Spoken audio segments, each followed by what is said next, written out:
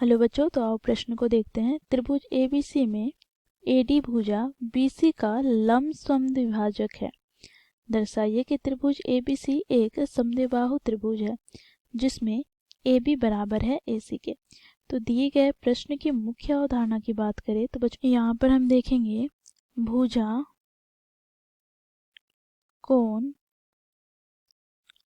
भुजा सर्वांग समता कसौटी का प्रयोग करके बच्चों हम दो त्रिभुजों को सर्वांग सम सिद्ध करेंगे। साथ ही बच्चों यहाँ पर हम सर्वांग समता कसौटी के गुणधर्म की बात करें तो यहाँ पर देखेंगे यदि दो त्रिभुज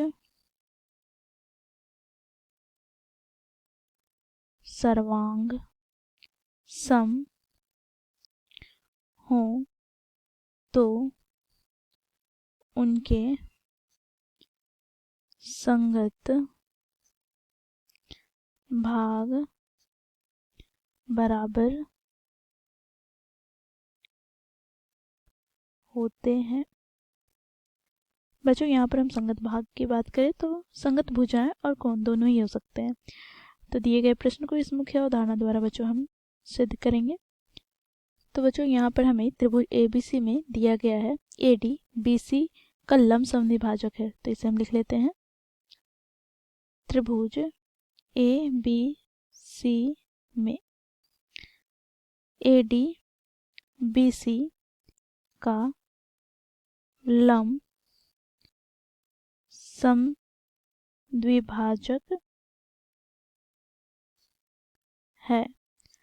अर्थात बच्चों यहाँ से हम कह सकते हैं कोण ADB तथा कोण ADC 90 डिग्री का कोण बनाएगा। साथ ही भुजा BC को दो बराबर भागों में बांटेगा। तो यहाँ पर हम लिखेंगे कोण ADB बराबर कोण ADC बराबर 90 डिग्री तथा यहाँ पर क्या हो जाएगा, तो बच्चों देखो BD बराबर CD। अब बच्चों देखो हमें यहाँ पर इस त्रिभुज को सिद्ध करना है। यह एक समद्विबाहु त्रिभुज है जिसके लिए भुजा AB को बराबर सिद्ध करना होगा AC के। तो यहाँ पर हम दो त्रिभुजों में बात करेंगे, त्रिभुज ABD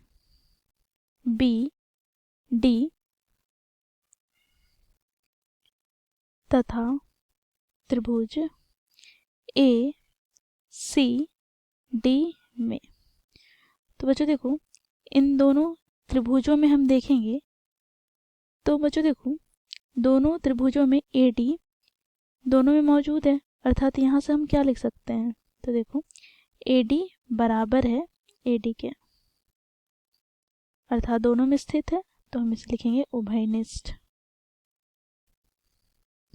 साथ ही बच्चों देखो यहाँ पर दोनों में एक कोण समकोण है, अर्थात कोण ADB बराबर हो जाएगा कोण ADC के। तो यह हम लिखेंगे यहाँ पर कोण ADB बराबर कोण ADC, यह हमें प्रश्न में दिया है।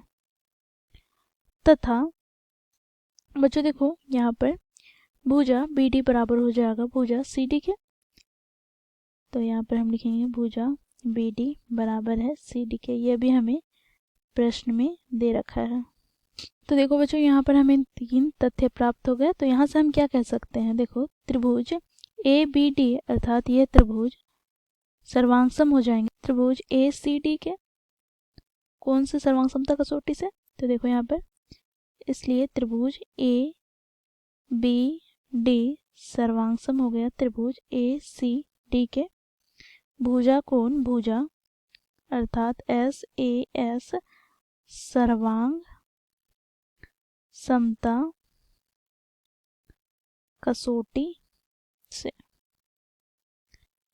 अब बच्चों देखो यदि दो त्रिभुज सर्वांग सम हो तो उनके संगत भाग बराबर होते हैं। मुख्य अवधारणा में हम लोगों ने देखा।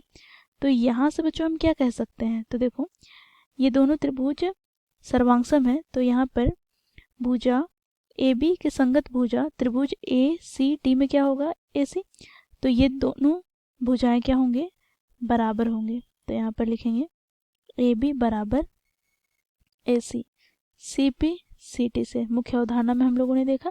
अब बच्चों देखो यहाँ पर क्योंकि ये दोनों भुजाएं हमें बराबर प्राप्त हो गए तो हम यहाँ पर क्या कह सकते हैं, अतः त्रिभुज ए बी सी एक सम द्विबाहु त्रिभुज है।